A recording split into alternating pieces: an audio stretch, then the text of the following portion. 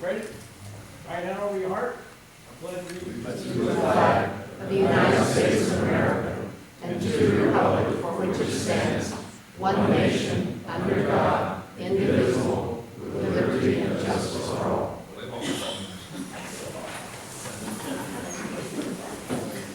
Chapter 31. You're in the wrong time zone. Okay. Just because you're arguing, tell us what's going on with the repeaters. When we all have been up there. No, I have. Since the last one. For. We did. That was the last one. Did we already, we announced that one already.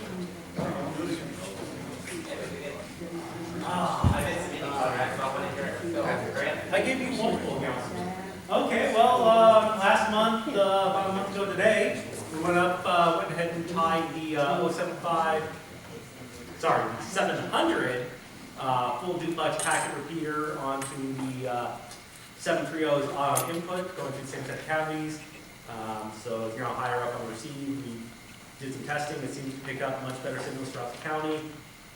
Before it was a little low on sensitivity for hearing stations, so it seems to be working well after a month of testing. No complaints from anyone that I've heard.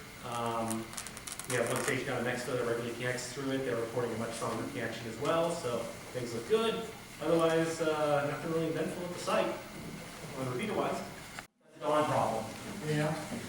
Don. Hi, Don. Ah, right here. Somewhere. There you are. Yes, we removed the tree, and it's gone. We no longer have the tree problem, as you said. We're planning on going up and checking the batteries the first chance we get. We need ready for a 7-load trailer. Yes. So do we need to get a time set to get a small group at least up there. We got a trailer that's borrowed. We have some towers that we got from Mike, some tower sections. And we need to get them offloaded so we can get the trailer returned. So we need to make a schedule for that sometime soon. Do have some announcements for you. Jay Goldberg held another class this past Saturday in Poway, People's Republic. We now have 29 new technicians. And some of them have their license posted today on the FCC site. So 29 out of the size class. There was one that was did not take the class. One had a pet medical need, and so consider they did really good. They're in the 95% range still. Escondido meeting. That's what. There's lots of goodies out there last time. That was last time, but it's curious. We might have to do the same thing. Escondido's going to do this next month. Open source maker labs. They have someone that's going to come over and talk to them about that. So I don't know if Glenn's going to go. Some others. What's the date? Tomorrow. Tomorrow. Yeah. Tomorrow. 7:30 at the Salvation Army on Broadway. Whatever street it is. Oh, it's close. Okay. Just look for all these. I know how to get there if I go around 3 times.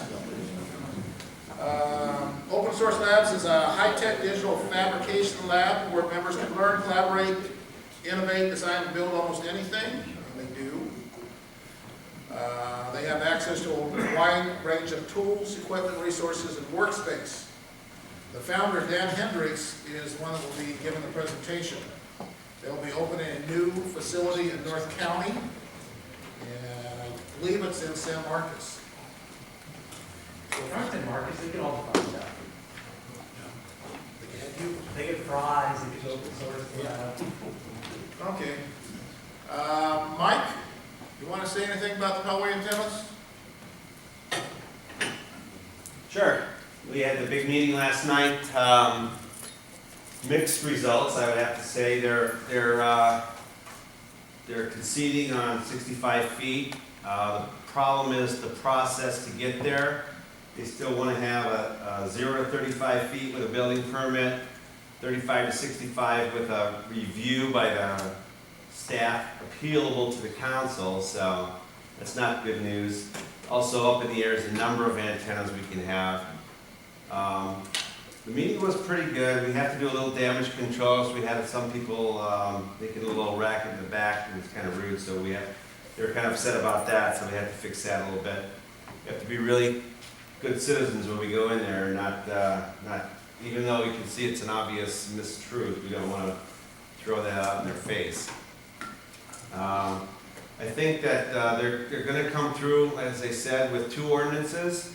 We're going to try and manipulate the minutia of those over the next 60 days or however long it takes them. We're going to push them to do alternative number 2, which is 0 to 65 with a building permit, over 65 with notification and review of the city council. We think that's pretty reasonable. That's what their attorney said. He said you should go 0 to 65 building permit. And which amazingly, one of the council members said, yeah, we've always taken our advice of our attorney, and then they didn't. So we need to point that out to them. And our attorney's going to talk to them about it, and Charlie too. So we're all kind of burned out from last night. So you notice I'm the only guy from Poway here. But it was a great turnout. We appreciate everybody that came, and I hope everybody got a hot dog. Was plenty left over, or 2, yeah, they could have had 3. But, you know, Howard Groveman bought out the store up there at Costco, and they did a great job of passing those out. The speaker sheets worked out pretty well, I think. We had it already printed on the back, again, with what our position was and what we'd like everybody to say. You can write your own if you want. Some people did that. You can speak or not speak also. So we got some work to do. We're getting there. We're going to get 65 feet, but the problem is the process. We have to make sure the process is reasonable. And I think our attorney is going to convince them that the 35, 65 and over is not reasonable. So that's where we are right now. Unfortunately, having him talk to them costs us a lot of money, so we may be back asking for more money. Yeah. You might want to mention the other bone of contention is they want to notify neighbors within 500 feet, 500 which is feet, ridiculous. yeah. Well, Nobody's even going to see the antennas from 500. It all depends on what that notification means. Now, they were talking about a courtesy notification, which means that you get a notification this thing's going up, and you can call city council and ask them, or city staff and ask them about it, and work with the hand that's putting it up on. Placement only is what we assumed that they were going to do. They cannot not, you know, they've said that 65 feet is good, so if they start denying it from somebody complaining about it, then they're gonna get sued. So that's, we're gonna have to convince them of that. It's not a good idea to make it anything but advisory. You know, if I remove my antenna 10 feet this way and it really helps somebody, I can do that. If it's not, you know, outrageous in cost changes or something, if I haven't already put it in. So that's what they want. But even the city councilman said, these small lots in Poway, you ain't gonna be able to move the antenna 10 feet this way and that way. Right. When you have to stay out of the setbacks and all, you know, these towers usually have to wind up in one spot in the lot, so even the councilman realized that that's ridiculous. Yeah, one of the problems also is the setbacks. They don't, the opposition doesn't want us to swing our antennas into the setback at all. We agree that putting the tower in the setback is not appropriate, but we want to be able to swing the boom over the setback. I got a 40-foot setback in the back of my yard, so. Really? And the house is, They don't want you encroaching. the house is 45 feet from the back, so I got 5 feet from the house to where the setback starts. I got 25 feet of half a boom that I can swing. You want to put it in the front yard? Yeah, and I have to get a variance. Yeah, you gotta get a variance. And what was interesting was that one of the guys said that we've never had an application for a tower over 35 feet. That's because they wouldn't accept Howard Groveman's application for a tower of 69 feet. So they wouldn't accept it because it was in the wrong form. They wanted him to do a variance, and he wasn't going to pay the $7,000 for the variance fee. Hey guys, one quick comment. I was at both meetings, one in February and one last night.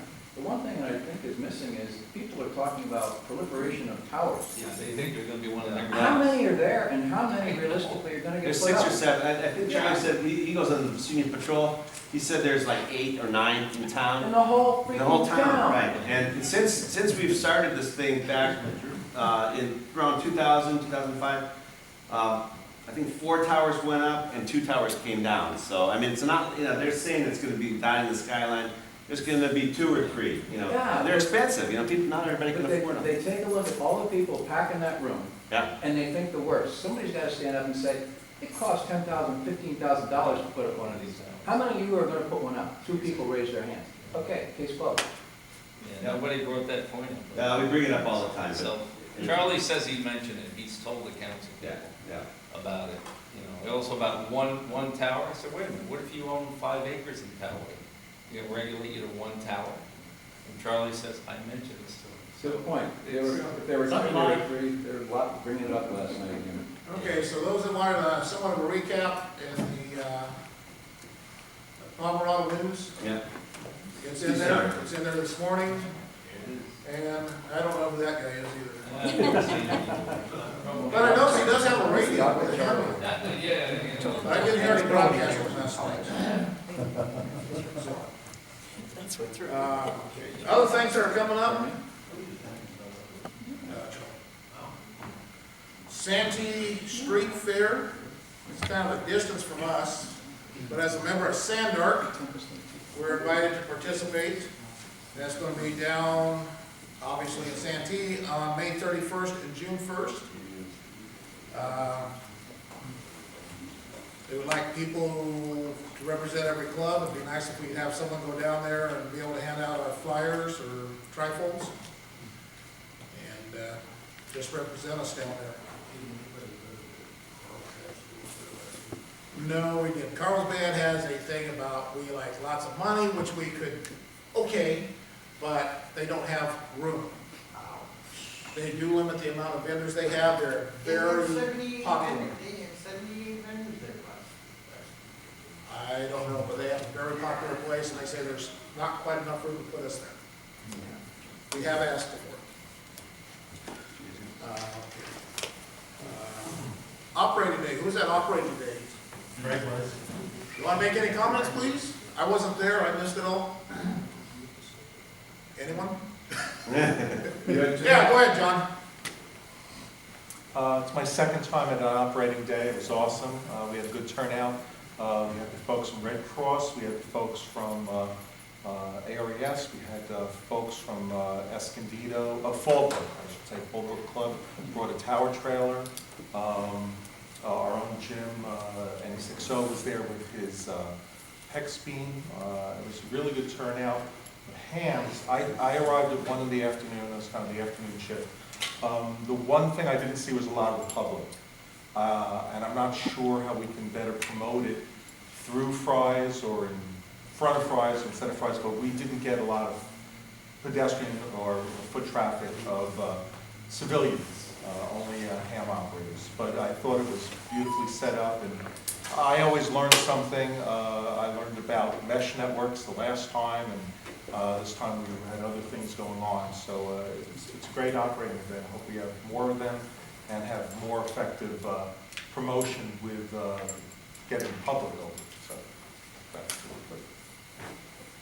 Dennis, does anybody have a sense as to how many attended this year versus last year in terms of the public? I can't give a great answer, I wasn't there. I don't know if the weather kept people away, I think it That was. was, because it really was poorly attended by the public. We didn't have signs up simply because there was too much wind. Yeah, No signs, no people. sure. It was also partially an issue with Fry's themselves, because there were 2 operating days, actually. There was one down at the Fry's on their drive. From what I've heard, is that was much better attended by the public. And the manager of that Fry's seems to work better with the hams than they do with us up here. So he was making announcements, he was handing out flyers within the store. Well, There was a certain amount of traffic that was coming in. Plus, it was a larger venue because you had the 6 shooters, you had Red Cross had their trailer, Aries had their trailer. So there was probably a lot more hams And from what I understand, several hundred public showed up down there, so. I will also point out on the sign-up sheets, they do push the sign-up sheets on people versus, Right, I but, was threatened to sue several times last year. but Tom Martin is working on that over here. We're going to shoot for sometimes in November for our next operating day.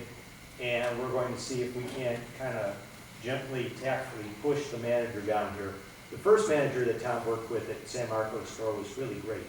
And this one is, so we'll see what we can do. There's also some in plans for getting other fries in other cities active in this, and see if we can do some DX. Get the San Marcos manager to talk to the San Diego manager and tell them how much. Yeah, sometimes it's counterproductive. You don't know, how their bonuses are between the various stores and that type of thing. But it always struck me that the San Marcos store is more consumer oriented, where if you go down to the San Diego store, they have more of the nuts and bolts, various components and stuff. Thank you. It definitely does have more traffic down there in general as a store, so that. Yeah, I have a question. Does anybody have any idea on who's going to participate in this year's San Diego County Fair? It starts next month. Nobody has brought that up at Sandark at all. 2 years ago, Yeah. they pretty much decided that the participation was not enough to continue as Sandark overall. They did leave it open if individual clubs want to come in and try and do something down there, and they wouldn't object. As Sandark, as the over group groups down here, they're not actively pursuing that. Thank you. Okay. Yes. Oh, couple, is the new stuff? Sure, go ahead. That's right. Thank you. Speaking of tests, does the club ever taken maybe the membership chairman, Al, way back there, know what percentage of different grades and licenses the club has at the present time? And we were discussing this the other day, that a lot of people do take the tech, which is great, but they don't progress past that because they don't need the HF and all. They don't And think we're wondering if the club has looked at that. We can ask Al. I don't know if you can review that, Al. Do you have a ability to sort by number? How many are techs, how many are general, how many extra? No, I do not. We can do it from the website tonight. We don't keep track of that. We can work on that. Maybe it needs to put it in the scope, maybe.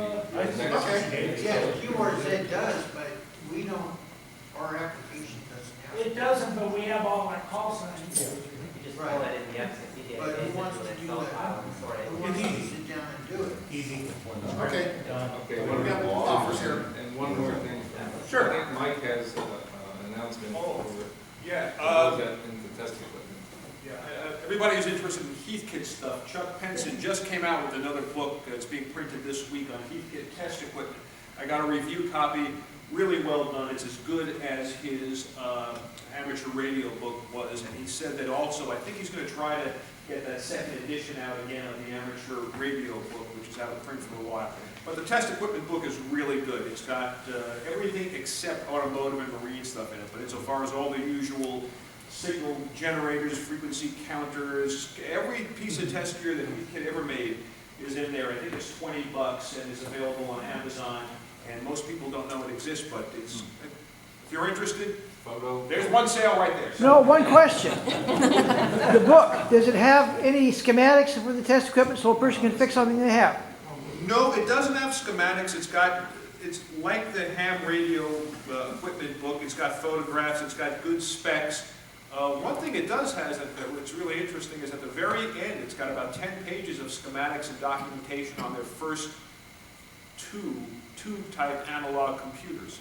But no, this is just an overview of all the test equipment they made, and he put a lot of work into it. It's extensively researched, just like the first book. So I don't know. I got a copy for myself. I'm just telling you, if you're interested in Heathkit, I wrote a nice review for him on Amazon. I said, hey Chuck, how's about the hi-fi one? Complete the trinity. You did their ham stuff, you did the test equipment, you do the hi-fi stuff, and that's it. So anyway, I don't know. I got one. It's really good, and that's it. That's it. Heathkit test equipment products. What is it? $20, $18 or something? You buy it on Amazon? Yeah, it's worth the $20 if you look at stuff, that's all. Okay. Yes, Mike?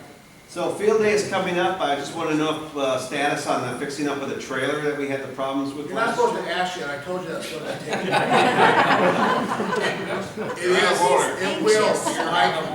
It will be taken care of. It is guaranteed. Okay? Guaranteed? I think I'm gonna ask next one. Okay, up on the screen, Dick Bruno sent email to the club. He's looking for some help out in the Mojave Desert. Happens to be May 31st and June 1st also. So, he's looking for ham operators to go out and support Mojave Death Race. Yes, the operators do not. Okay, yes, we're not. Pointing that out. Skull and crossbones. Well, I don't know. Danny, you got the white van, that'll substitute for a coroner's van. That's fine, yeah. Put them on the board time down. We'll paint a red X on the side. One of the magnet signs for the back door. So they're looking for some help, people would like to help, it's Dick Bruno, I got a flyer here. Glad Dick's there for For those that go to the Aries meeting, they're going to have another workshop on MBMS, FL Digi communications, and they're looking to help get people set up on the computer side to be able to get equipment running for the digital stuff. And that is Saturday, May 10th, so that's this Saturday. Scripps Schatzel Center down in La Jolla. Yeah, ham to come to field day either. Field day will be located the same place as last year, on the corner of Rancheros and Sandpark Place in Escondido, across the street from the San Marcos Severance Station. Escondido? San Marcos behind. And San Marcos, near Escondido, near the San Marcos. In front of, we're in front. You'll be able to tell when you enter San Marcos from Escondido because the road condition will drastically improve. However, if it's during field day, you might actually have problems traveling because road conditions generally go down to about 5 miles an hour in that. Sure, if you're also driving on the 78, either westbound or eastbound, near the, what exit is that? Rancheros Barham exit, you'll probably see slowdowns. Just look in the northern direction, you'll see us, can't miss us. Currently have Dawn for Go-To Station Captain, Brian, AG60F for 1540 voice, Mike, NA6MB for 2080 voice, and Ron, K2RP for 2080 CW station. Time to take another poll. Who here operates CW? For those of you who raised your hand, we have a generous offer from a gentleman named Rick Lowe, N6CY. He has offered to do all the work in coordinating the CW station, including providing a radio and finding operators. He just cannot be there for the entire event and such does not want to take the band captain position. So I encourage you to consider it. Even if you don't know CW and you just want to help with setup, that would be fine. I think we can find enough operators to man the station, so that would be good as well. Other than that, field day progress is progressing. And again, I hope to see everyone on the field day planning that on Wednesdays, except for the meeting. Are there any questions? The person's looking away from me.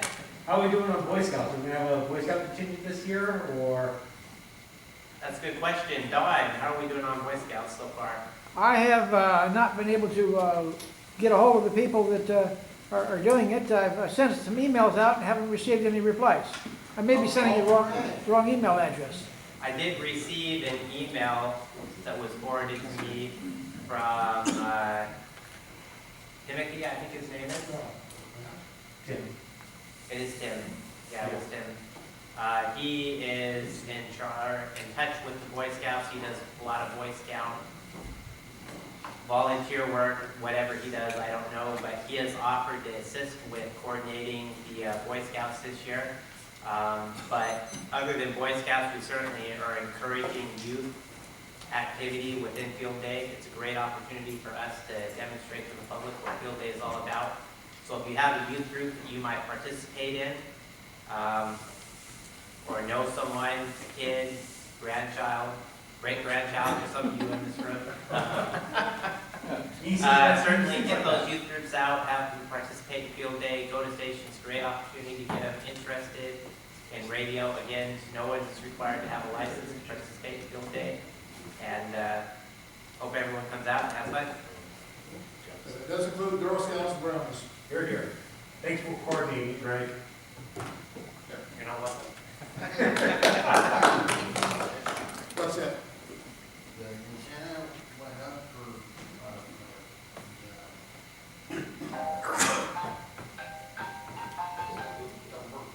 work day, and it got put up backwards. What work did? The one that you and I put together.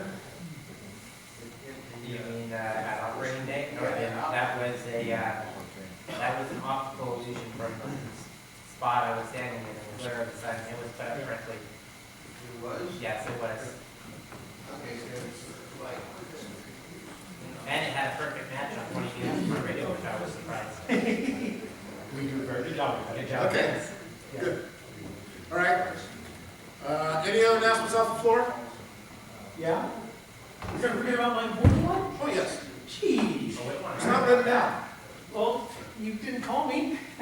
Well, unlike the Mojave Death Race, which will work you to death as its name implies, I'm looking for operators for June 7th and 8th for the San Diego 100-mile endurance run. It's held up in Lagoon Mountains at Queen Macklin Lake. We don't have to run. That one's an endurance run, yeah. How long was the race? 36 hours for the last runner. Lead runner will actually run in 16 hours plus or minus a little bit. Not sure what this course is going to do. It's a completely different course this year. We are looking for ops, so if you want to get out, it's a good time to test your skills for emergency. These area drills they do, they're good. They're a little short though. This is a nice, good one. We have shifts that are going to be short as a few hours. We have shifts that we can split up between two different groups because some stations will be open the entire event. I'm looking for some ops. Brian, you don't run too far. I'm still going to grab you. Oh, Don, perfect. We got Don. I think Kim and Danny are going to show up. I do it all the time. It's really great out there. Honestly, there's some very beautiful parts of the county that most people don't see. It's a great excuse to come up, play radio, have a good time. Not expected to stay the entire time if you don't want to. So if you're interested, come out, see what some of these field deployments we do. It'd be greatly appreciated. You can be reached at my call sign, KG6JEI at AMSAT. Not at ARRL? No. Okay. Monday. Okay, any other announcements off the floor? Just a quick question. Okay. Anybody gonna see John, WD6 IQS, in the near future? Because he's not here. If needed to, it I can see him every day, he works Oh, with me. okay. Well, that's I right. got 8 gifts. Sorry about that. Okay, Art, I'll see you at the meeting. be. Okay.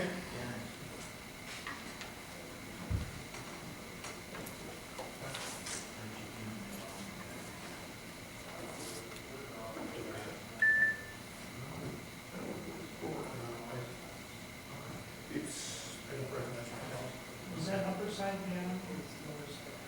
What's that? That side. That side? Medium wave? Okay, on the so-called goodie table, there's a few things that have disappeared. This is actually a collection of eclectic items. Hey, Dennis, we touched your tongue on that one, touched your pre-charge. Yeah, go ahead. Let's see. I'll do it by remote. I think I shorted it. Anyhow, these, essentially the same thing Tom was saying. There's a gentleman that has passed away recently, and we need to clear out some items, so we're helping to take care of that. These are a few things that were outside already. Some things were usable, some things may not be. If you got a way to relocate them before I have to take them to a relocation facility, I would appreciate that.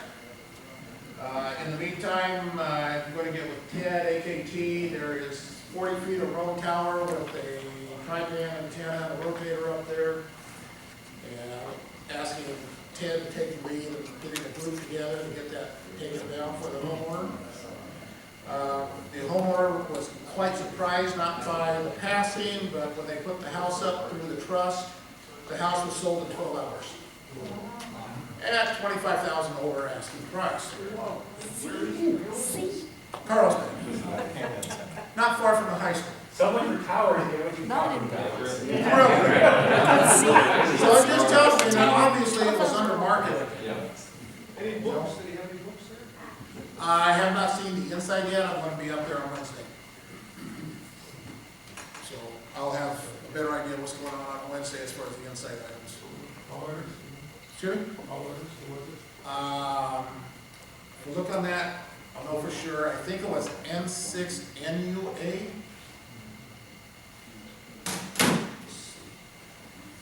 Maybe I still have a memory in my wallet. But that's pretty hard. No, that's where C doesn't do any good. Ted Pekaski, N6 NAU. Some years ago.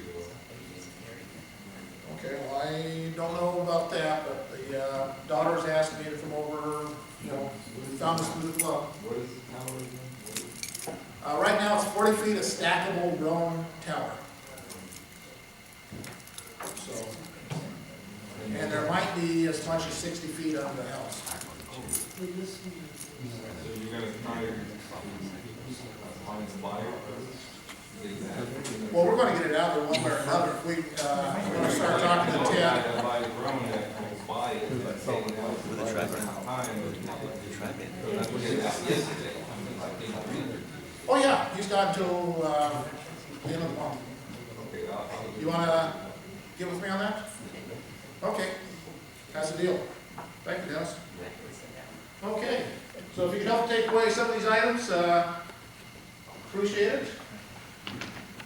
And that leaves, who runs the club?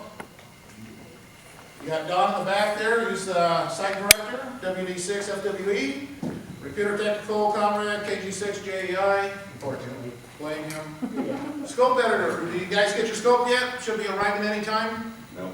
Forgot to check my mail before leaving. So did I.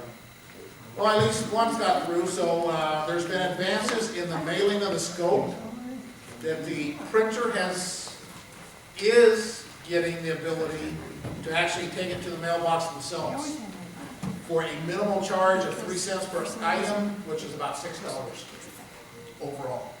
So I think we're going to benefit from that. And Michelle's the one that puts that together, W5NYB. We got a director in the back, John, W82 OOB. We've had an opportunity for another director to become a member. Rich has other things that are taking his time now, and he has decided he needs to do other things that happen to be more important. We can make Danny do it. No. No. But you're there already. I'm just the driver. Membership chair, Al, W6GNI in the back, he'll take care of making sure you're up to date on your membership. Our treasurer, Kim, K6KIW, is very good at those books. 1 + 1 She's is 3. very helpful. Jim is our secretary, NE60. Haven't seen him tonight. Vice President Joe, who's, I have no idea. He's out on medical right now. Oh, too much Egypt, Iraq, and all these other things. Everything water is as hard as concrete, 80, 20 years No. That's It's what he pliable.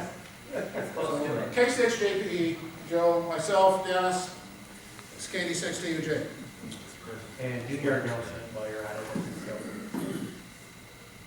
Oh, they actually want to read the scope. Oh, give me the announcement anyway. All right.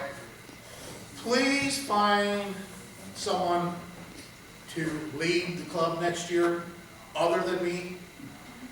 My life is endangered now. It was endangered last year. It's not even from the doctor report, that's from his wife. Oh, it's the wife. I ain't worried about the doctor. Yeah, it's the wife. It's the wife. She Yeah. says that I have done this for much too long, and she would like a little bit more of my time. Please replace him. I'm getting death threat from his wife too now. They're starting to spread. 100, comrade.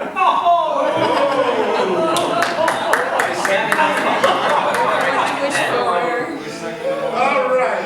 All in favor, say aye. Do we have any visitors tonight? Would you like to stand and be recognized, please? Now we got a couple over here. And this is? You want my name and number or what? Name, call sign, and where you're from. Yeah, Ben McGuire, KK6 HEQ, Poway, California. This is my dad, Charlie. Good evening, Garlic. Good evening. KK6 KMQ. All right. Any other visitors tonight? Michael, KK6 JWC from Oceanside. You said you got licensed 3 months ago? Yeah, 2 or 3 months ago. Very good. Any other visitors tonight?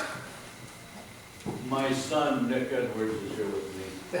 He's not a hand any longer. Yeah, I'll work on But it. that can be changed. But thank you for coming with that. All right. I'd like to thank you for coming out tonight. We do have field day coming up next month, so something different for you guys to be interested in. Come on out, we'll have more information next month, of course. This month, our presentation is Logbook of the World. It's kind of been updated and revised. I've been told Dan here is very well versed in it, and with that, we'll get his USB and work with it. Dan? I don't. Oh. Okay. Tell us if they know how to use this damn thing again without breaking it. Please, nobody key down your both hands.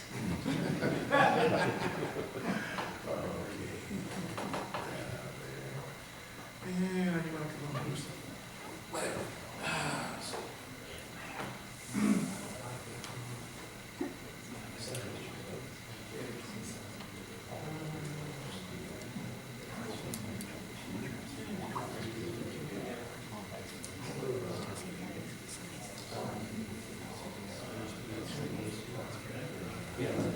Media. It's terms of PowerPoint, turning to PDF.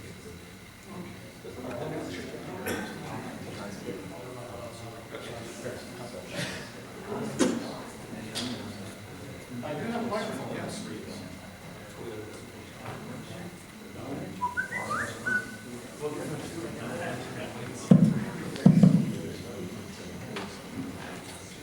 Hi. So, I don't know how much, I gave this like 3 years ago, I think. So I don't know how much people know about LotW.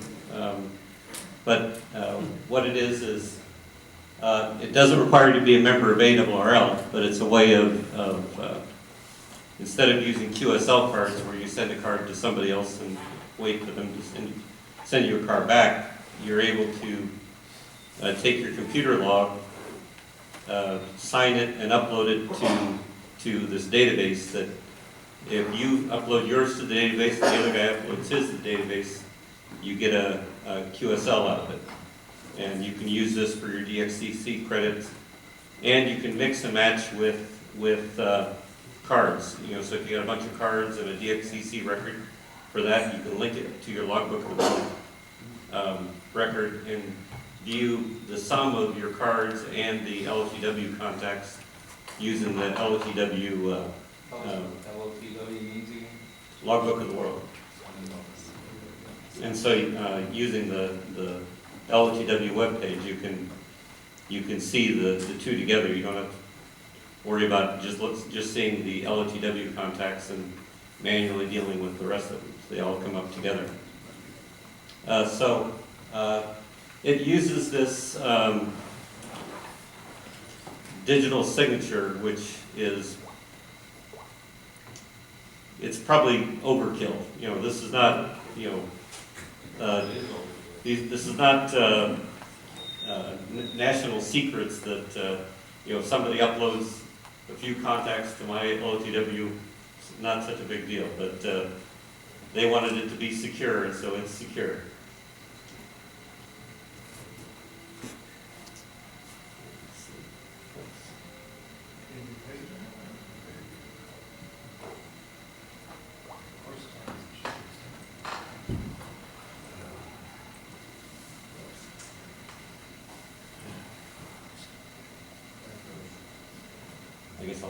roll with this. Okay. The only thing you really need for LTW is you need computer logs. If you got paper logs, it can be done, but it's a little tricky. But so you need some software that allows you to export an ADIF file, and almost every computer logging program will let you generate an ADIF, amateur data interchange format file. And then you need a certificate from the ARRL for signing that file to upload it to the LOTW website. Or you don't even have to physically upload it. You can just mail it to an email address, and that will upload it next.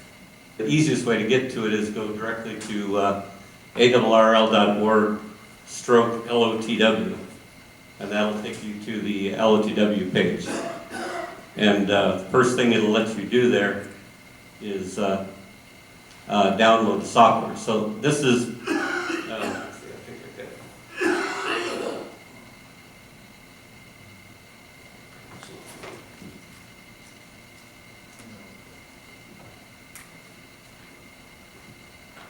Okay.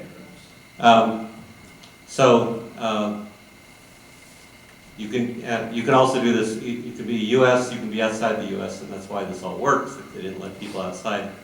So you've got your computer. You upload to the server.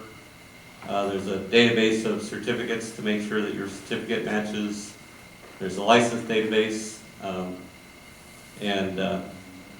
so you first thing you've got to do is request to enroll, and so there's a piece of software that you have to download called TQSL, and there's a new version, which if you've ever used the old version, the new version is much better.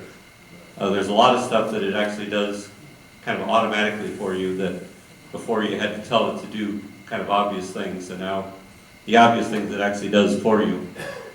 But it checks your license details.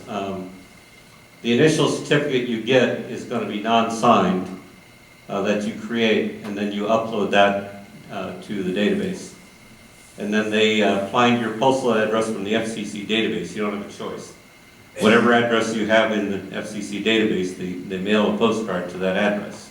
So that's how they ensure that you are who you say you are.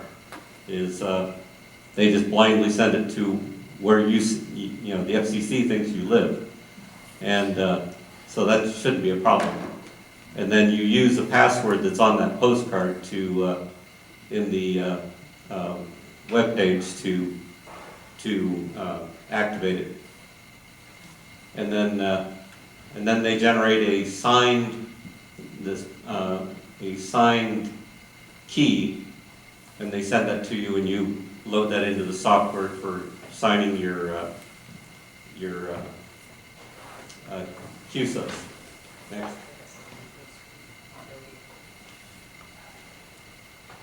So I think this really goes over the same set of things. Once you've got the confirmed contacts from the database, you can then use that to look at your DXCC totals, your worked all states, your triple play, which is worked all states in phone, CW, and digital. So you get a triple play number if you are able to do that, but that's specifically only by LOTW. You have to do all three of those only by LOTW contacts or confirmations. And then you can use the web page to query all of these things. So, okay. And it allows for, if you say we made a contact at 3:32 UTC and the other guy says, well, it was 3:35, they still count. So the software has a half-hour leeway. As long as you're within a half hour, they count as confirmed. So they take into account that not everybody's computers have the clock set. correct, although if somebody's clock is completely wrong, then of course you're not going to get a QSL out of it. Next. So this is again, so it's, you upload yours, he uploads his, they get matched in the software, and then you get your awards and credits. You can apply for, just like you send in your cards, you get like a card checker, one of the card checkers in the club, that'll check your cards, and then, for a small fee, he submits those to ARRL. You can do the same thing using your LOTW credits. So there's a web page where you can set that up. Next. So the mechanics of how you do this is you go to the LOTW page, and right at the top there's a link for downloading the software. You can run the software on Mac, Linux, or PCs, and pretty much any operating system on the PCs. So you download and install it, and then you fill out the information for your call sign in your station, and that will generate a certificate which you then upload to the ARRL, and then you wait. You have to wait for this postcard to physically arrive at your house. But you only need to do that the first time. Like myself, I've got a house in Connecticut, and so when I work in Connecticut, I use my call sign /1, and occasionally I'll just use my call sign without /1, but that's a different location. And so, but the /1 requires a different certificate, but I don't need to go through all of this again for that. Anyway, once you've got your postcard, you download the certificate and then sign your files with that, or you sign other call signs that you're going to use. And then again, you take your signed ADIF, which is a .tq8 file, and you submit it to the ARRL, either by the LOTW page or just email it. So here's one of the pages. This probably is out of date as far as what's there, but you see ARRL.org/LOTW, and you got a bunch of links about things you can do. And here you see upload certificate request, the postcard, password, etc. So once you get the postcard, you find the link here and you enter it to get that activated. Next. So here's my login into the LTW page, put in my call sign, put the password for the LTW page, and click on login. And what you'll see once you've got your certificate, up in the top here, you've got it'll show you the number of QSOs you've uploaded, the number of QSLs you've gotten, number of links over here on the side, and these are the certificates that you've got that you can download if you don't have them. And you'll see an expiration date. These last for 3 years, but you will get an email about 6 months before they expire, and it's a good idea to go ahead and when they're getting close to expiring to update them, because again, all you've got to do is use this certificate to sign the renewal, and it all happens very quickly. If you wait for it to expire, now you start having to go through the postcard thing again and starting from scratch. So that's never a good thing. Oh, this is a tricky bit. So when you initially sign up for your certificate, you put in the information, and you'll see this thing that looks like a key, but it'll have the red circle with the line through it, because you haven't gotten it signed yet. That's the initial one that you upload to the ARRL. And then when you download the final certificate, that little pre-certificate needs to be there in order to upload it. Now the problem is if you want to put this on another computer, you have to have that little pre-certificate. The finalized certificate won't load without it. And so in case your computer crashes, you lose, the disk crashes, you need to save that somewhere else. And, so that, like I said, you want to put it on another computer, or you just want to download it, or your computer dies, that you can get to it. So you're able to click on that little pre-key and do a save as, and it'll save it somewhere.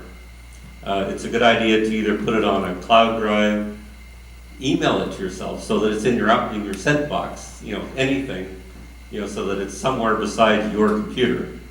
And because, this happens, to more than one person that I know, that, their hard disk is crashed and all of a sudden they have to do the postcard thing again. It's the same thing as letting your thing expire. Life's easy as long as you've got a good certificate, but you have to keep doing the postcard. It gets really old. All of this is free. It helps everyone. I made a contact to China. It was my first contact to China. I uploaded it, and 9 seconds later, there was a QSL from China, because he uploaded right away too. So, go next. So this is after you upload. This is the kind of thing you see. So it tells you that it's processed the file, and what's happened. So it says one of the QSOs, QSL to contact. It was KP4ED, so Puerto Rico. I got a QSL at this time on this 20-meter PSK, and a couple of others, US contacts, also on PSK.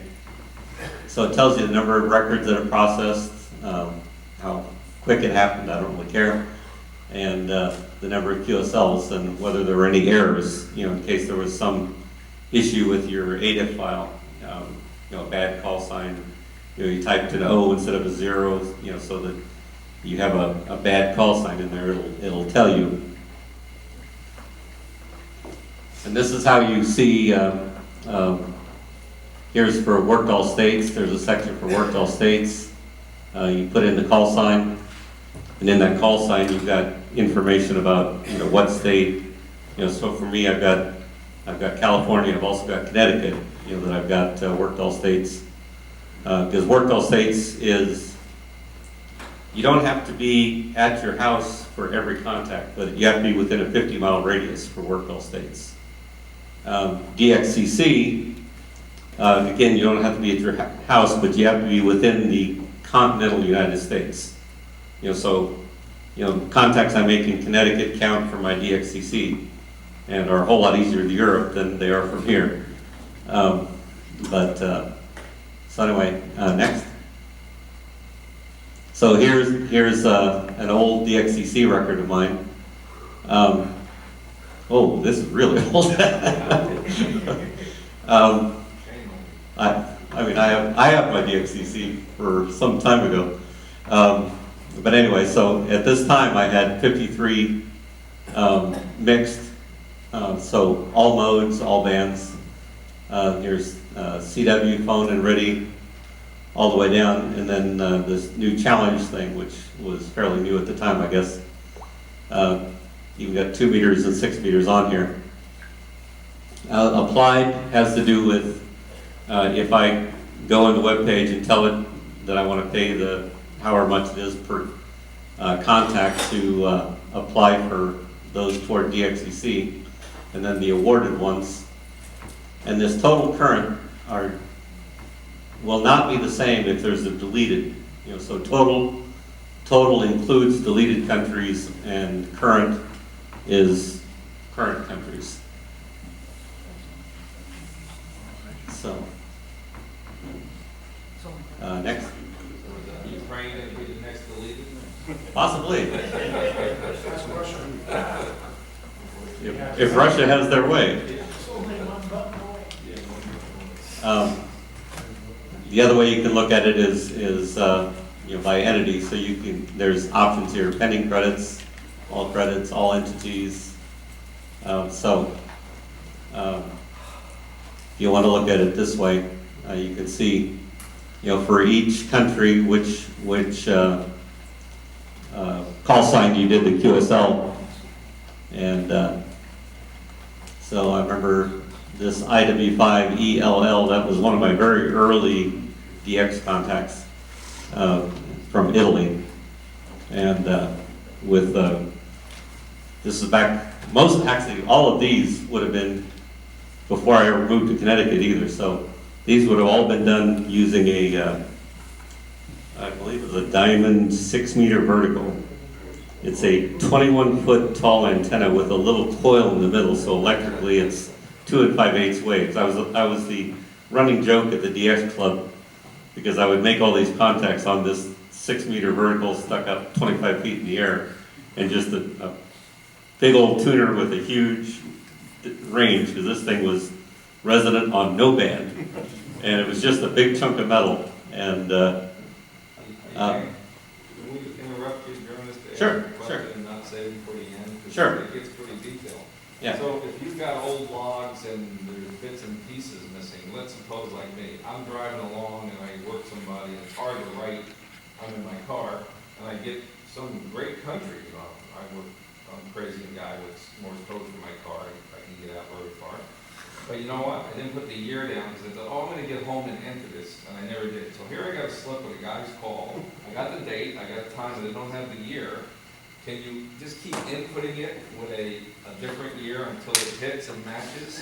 if you got the, if you have the day and time right, yeah, yeah.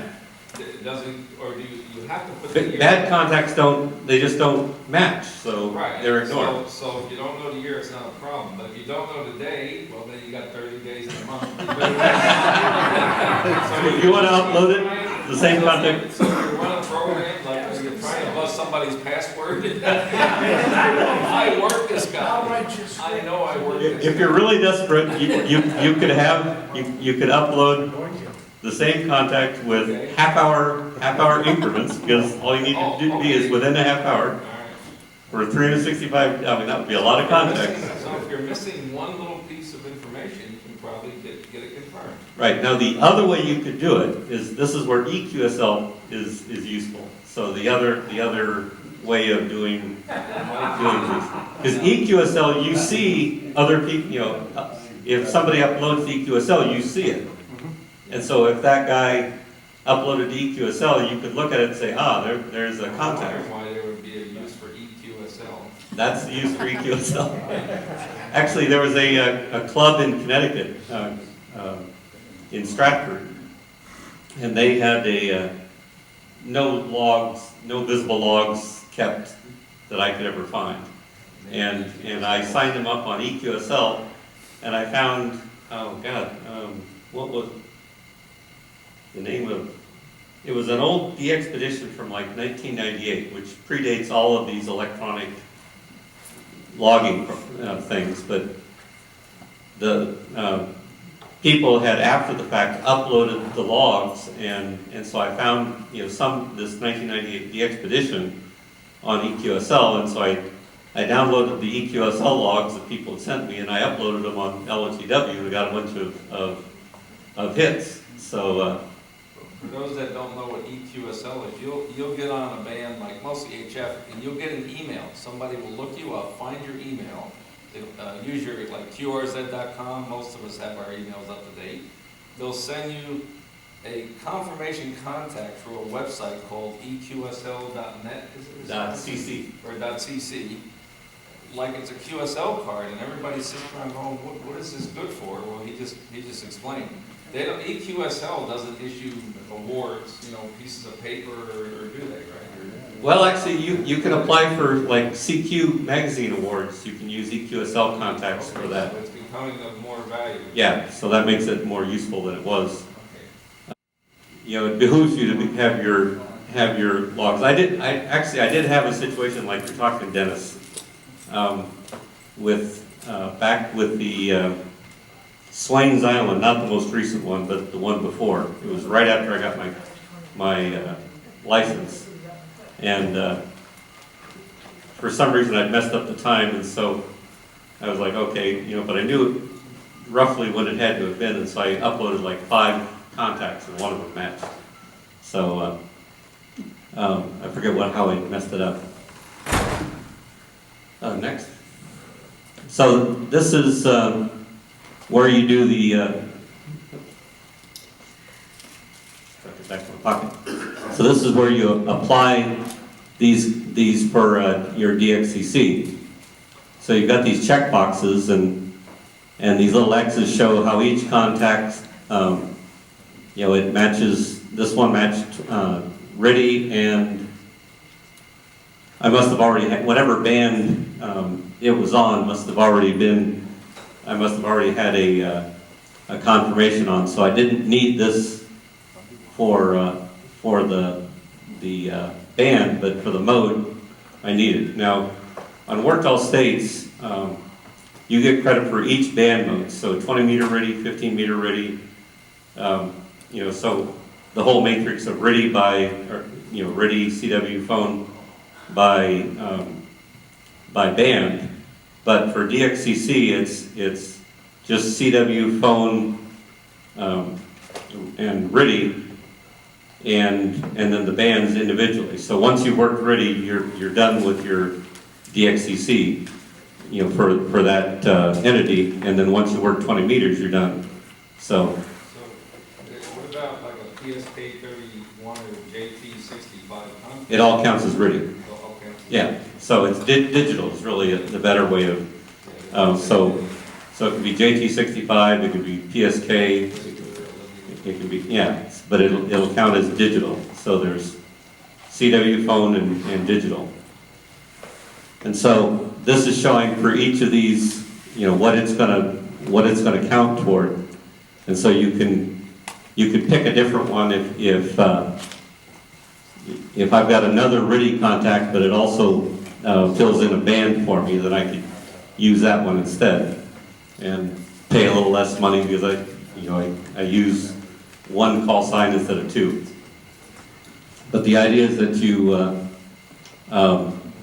you check all the ones that you want to submit, and that will add up to some small amount of money, and then you can say submit, and you will then in that initial table that I had where it said applied and such, these will then show up as being counting for you. Next. And you can also link other call signs. I had this call sign for a number of weeks. This is my original call sign in November 2006, and I immediately applied for a vanity. So if you've got old call signs, and in fact, if you guys have, old paper logs and stuff, John, WA6L, put in a bunch of his old novice logs, and there's other people uploading their old logs, and you end up getting confirmations in those old logs. A week ago from 2010 contest. Oh yeah, yeah. I go back to 1963 and somebody uploaded, they'll log them that far back. Oh, exactly. I mean, You go back and some QSL. John was a little bit older than me, so it was probably 1960s contacts that he was talking about. As long as 2 people upload their old logs, then so you put in your. The difference about when you put in your certificate for your old call is instead of putting in the start date and the end date is with your current call, you leave the end date open-ended because you're going to have that call for as long as you're going to be around or until you change it. But your old calls, the end date is fixed. And so you put in the start and end date on the old calls when you apply for those certificates. The other thing you can do is then, like I said, link to your DXCC card account. And so that way, everything that you look at on the web page about your DXCC is linked, includes both the card and, all your card contacts and your LOTW contacts. So then you've got one place that you can go to see that what you're missing, what you've got. You don't have to deal with these two sets of information. Next. So did you get DXCC for an old call? What? Did you get DXCC for an old call? Yeah. If you got an old call that you worked enough countries and 1960, you did it. and if enough people have uploaded their old logs, then you could get DXCC on the old call. Well, actually, I don't think you even need, even though it's your old call, so it all counts together. You could have gotten 50 contacts on the old call and then 50 on the new call and have DXCC. So. They won't issue it in the old calls. No, they'll issue it on the new call in that case. Oh, is that it? Okay. So basically, you can search for calls if you're curious if somebody is on LTW. You can use the Find Call button here. Upload files where you upload your signed files, and then your account thing is where you can view your account. So any information that you need, like your certificates. Yes? Hey Dan, you were saying that we can use our cards for the DXCC as well as our Logbook of the World contacts. Now to do that, we have to have someone that's a card checker, check our cards, and then they go into the Logbook of the World site and plug that in for us, or? Well, they submit it to ARRL. Okay. And it creates a DXCC record. And so and then you, like I said, you link that here. Thanks, Dan. Question. Yeah. Could you explain how QRZ.com and EQSL.cc are related? They're unrelated. They're two people, two groups decided to try to do the same thing. And there's a few others now. On QRZ.com, they've got their own kind of QSL thing. So EQSL is, like I said, EQSL, there's no signing. You just upload your ADIT files directly into it. And a lot more programs will upload directly to EQSL for you than LOTW. There's a few programs that will upload to LOTW. They basically have to point to the TQSL software and deal with all of that. So I think DX Lab and this N3FJP and a couple of others will upload to LOTW for you.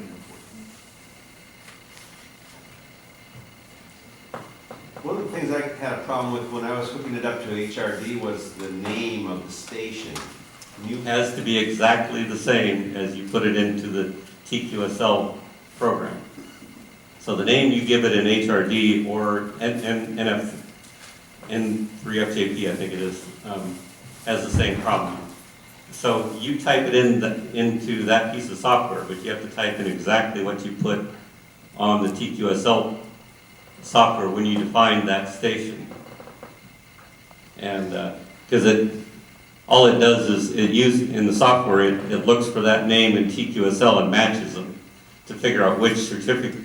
That's how it figures out which of the certificates to use to sign it, because you have to use the certificate that goes along with the station.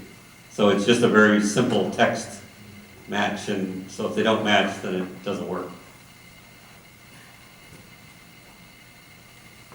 So EQSL actually, even though it's a lot easier, it's really a pain if you want to have multiple stations. It doesn't deal with that very well.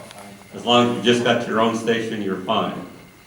But I was going back and forth from Connecticut to here and back, and, you know, it has no concept of, if I want to move to Connecticut, that's fine. But going back and forth, it doesn't have a way of saying this time range is for this call and this time range is for that call, and now we got yet another time range for this call. Can't deal with it.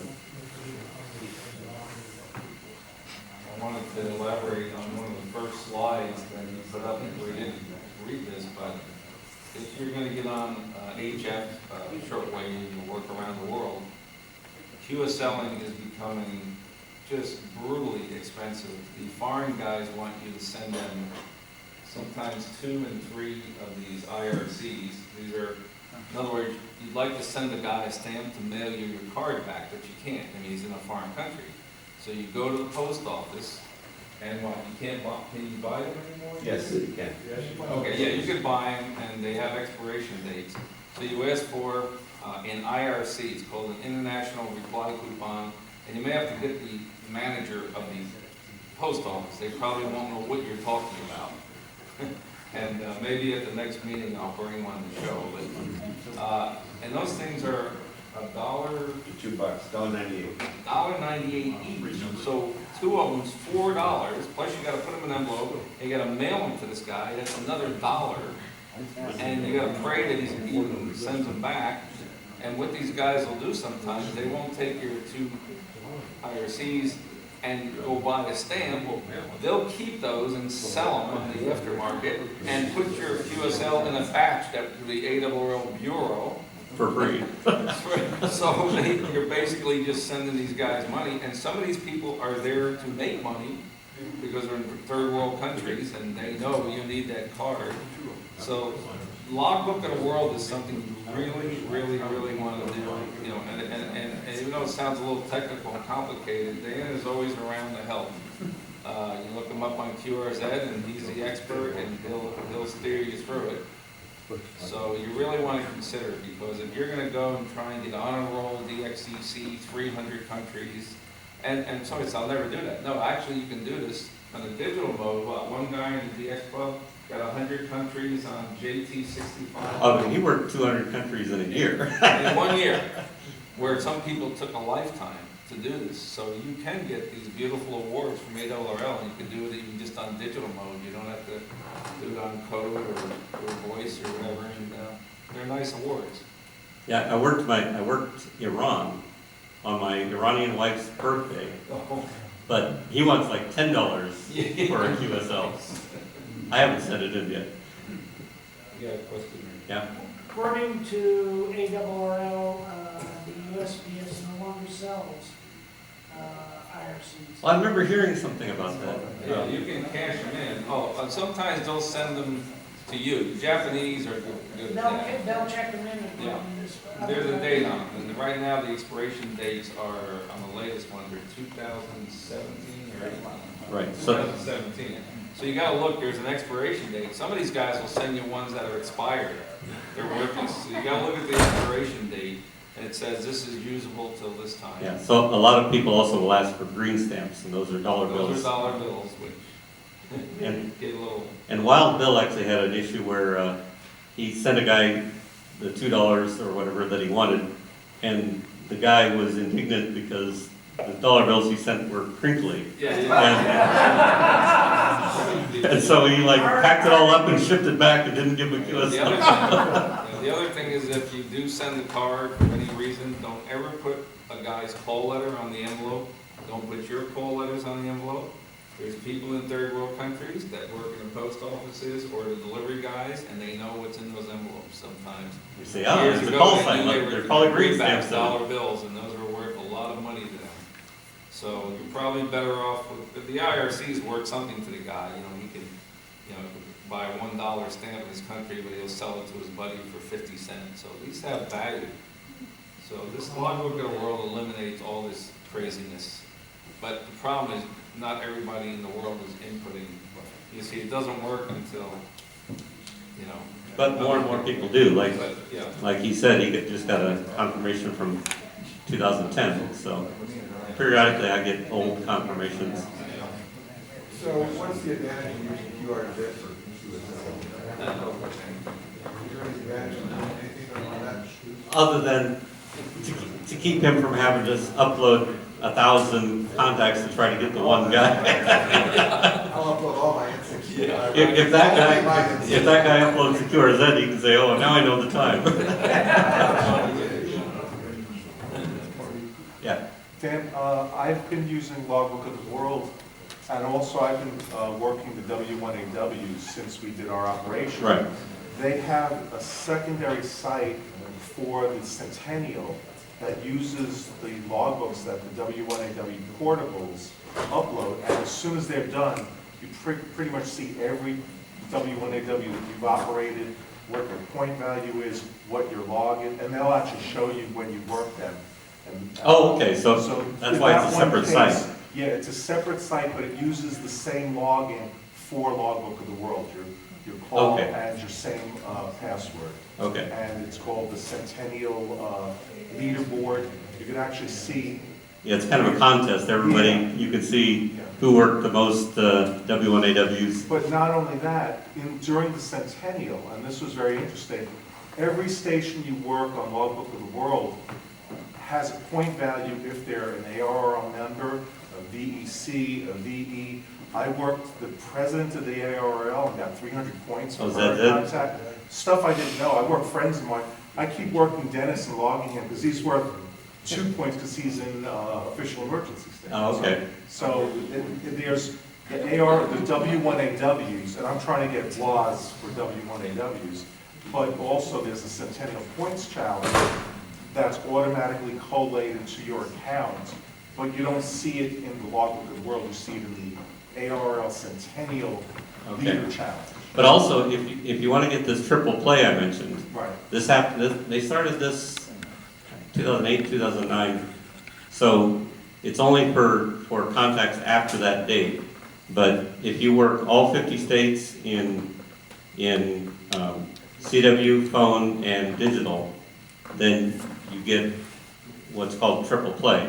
And so if you work all the W1AWs on all three modes, then you get triple play. I'm trying, But there's other people I know that are using the W1AWs to try to get, 5 band or however many band worked all states, because, they tend to be on all bands at some point or another. So, a state like North Dakota that doesn't have a lot of people in it, that's the time to get them on every band.